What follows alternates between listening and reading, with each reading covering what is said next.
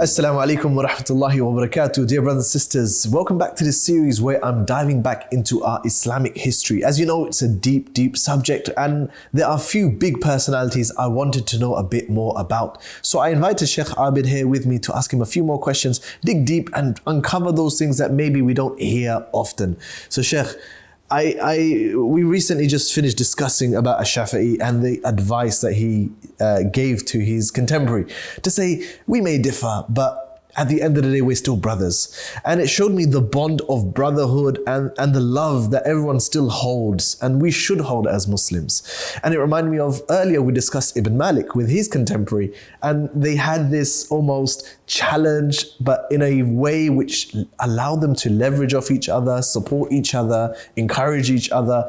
And that love and that suhbah between them really shows. Can you go back into that a bit more about their relationship? So sure, Ibn Malik was someone who is situated within the 7th century of Islam. Of course, the story of Shafi'i and As-Sadafi, he said, is it not ala yastaqim? Is it not possible for us to differ while still being brothers? That fraternal respect and care, where you can have that degree of care, love, and professional differences all at the same time, and one's not mutually exclusive of the other, is exactly what we see both in the story of Ash-Shafi'i that you mentioned, but then also in Ibn Malik. Now, to put it in context, Ibn Malik, rahimahullah ta'ala, this is not, by the way, Imam Malik or any relation to Imam Malik, who died 179 Hijriya. Ibn Malik died around 670s, right? 672 or the like. So Ibn Malik was a grammarian. We'll perhaps mention how there's suggestions that he initially began more in qira'at, right? And what happens is that he, at least this is a story which is suggested, the authenticity needs kind of looking into, but it's something interesting to consider. He was there, sat with Ash-Shatibi, who later becomes a qari, but Ash-Shatibi was the grammarian, or the one interested in and fascinated by grammar, almost fixated on it. And Ibn Malik in qira'at, the recitations, the different modes of recitation, be that Hafs and Asim or Qalun and Warsh, these different ways of reciting the same verse. Yeah. However, they then challenged one another on a given day and said, why can't you try and take on my area of interest and specialize in that? And you do likewise, just try such that we can match each other's level. And they took it on, that challenge.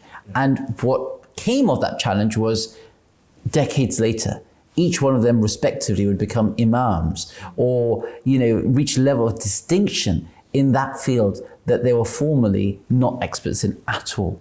So Ash-Shatibi, who was into grammar, ends up becoming the qari, who is known as, has this poem that's known as Ash-Shatibiyya, Hizr-Mani, which really brings all the 7 qira'at into 1,000+ couplets. And Imam Ibn Malik, who was into qira'at, now becomes a alfiyah. And this is a 1,000-line couplet which goes along the lines of قال محمد هو ابن مالكي أحمد رب الله خير مالكي مصليا على النبي المصطفى وآله المستكبرين شرفا وبعد استعين الله في ألفية مقاصد النحو بها محوية. He said, I'm writing 1,000 couplets, or I'm writing this alfiyah. Alfiyah comes from the word alf, 1,000 couplets, bringing together all the main rules of grammar, such that a student who thereafter hears it, studies it, can memorize it, and commit to heart all these grammatical phenomena and lessons and rules, and thereby improve their own grammar and understand the Quranic, usage, the prophetic usage of the Arabic language, and so forth. And what's also interesting is that in that alfiyah, he references an alfiyah, another 1,000 couplet poem. You must be thinking that how many other 1,000 couplet poems are there? So another 1,000 couplet poem, but actually in grammar as well, right? Not in qira'at. And that was written by a grammarian or someone into grammar as well, known as Ibn Mu'ti. It's not at all as well known as that Alfiyah of Malik. Right, Alfiyah. But he says in it, that وتقتضي رضا بغير سخط فائقة ألفية ابن معطي. He says,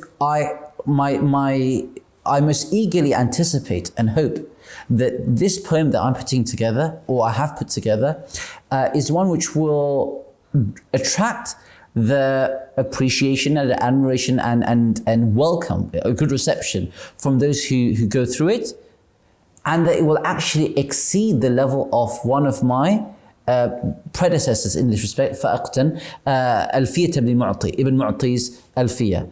And then he says, and this is the important line, he says, وهو بسبق حائز تفضيلا مستوجب ثناء الجميلة. He said, but this also, his Alfiya, was indeed one which I cannot help but praise it as well. SubhanAllah. Right? And this is the way that Allah mentions in the Quran. He says, وَالَّذِينَ جَاءُوا مِن بَعْدِهِمْ يَقُولُونَ رَبَّنَا اغْفِرْ لَنَا وَلِإِخْوَانِنَا الَّذِينَ سَبَقُونَا بِالْإِيمَانِ.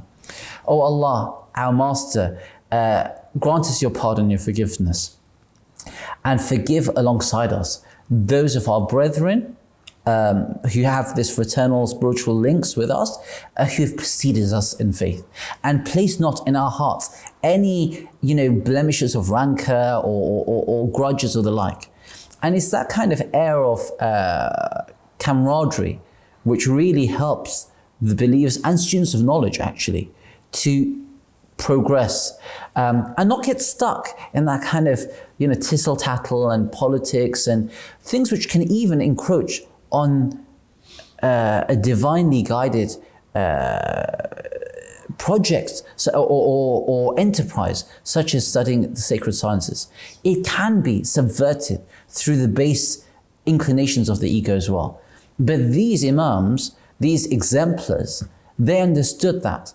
They were fully well aware of that, but they overcame that. It's very profound. He has 1,000-line poetry where you're now limited to 1,000 lines, right? He took a few lines out of that to not only humble himself, right? Get rid of any kind of rancor and ego and kind of those... Ikhlas. Yeah, and have that deep sincerity, but to also give recognition and credit to a previous person who had done the work, and not just say, no, I'm the first and this is mine and mine's better, but kind of also lifting up and honoring that kind of status of Ibn Mu'ti as well.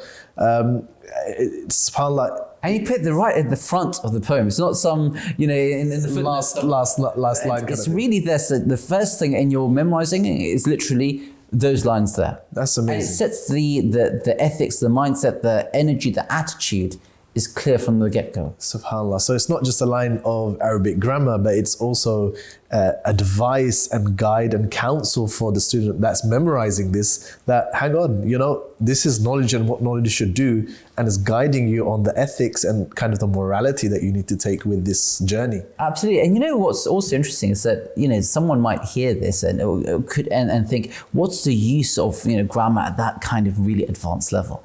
And, you have this amazing, absolutely, the word coming to my mind is mind-boggling story. It's just so amazing. And now you got to tell me when you say it's of relating to Sahih Bukhari. Okay. So during the time of Imam Ibn Malik, there was this kind of almost legendary audition of Sahih Bukhari in Damascus itself in Syria. So it's mentioned this occurred in 666 Hijriya. Oh. So it's easy here to remember. But there was a famous hadith scholar. His name was Sharafuddin al-Yunini. Sharafuddin, he himself, as I said, was from the 7th century, but he died at 701. He was a contemporary of Ibn Malik. And so basically, he was assigned by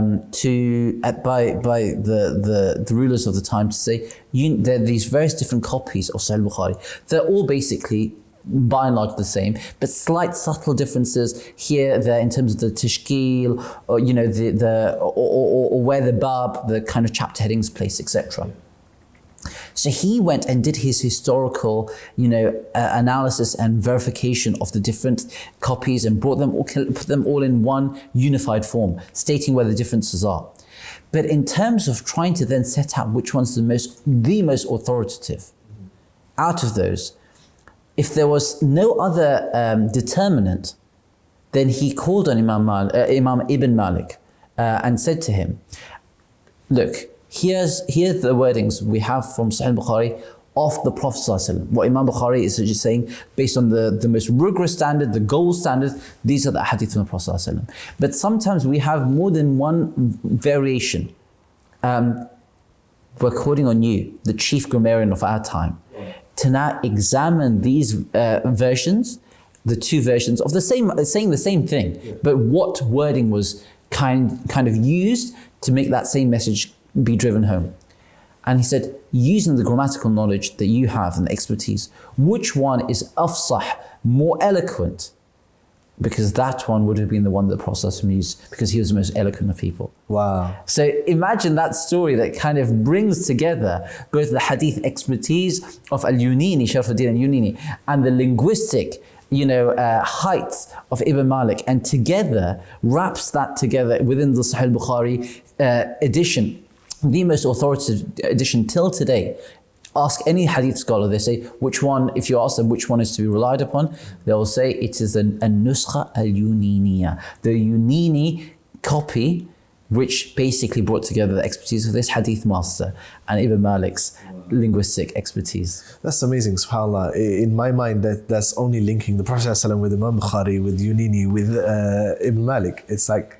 And inshallah, maybe it's a future occasion, we can also discuss a lady called Karima al-Marziyah, on whom Ibn Malik and al-Yunini relied upon to produce this work, inshallah. Inshallah.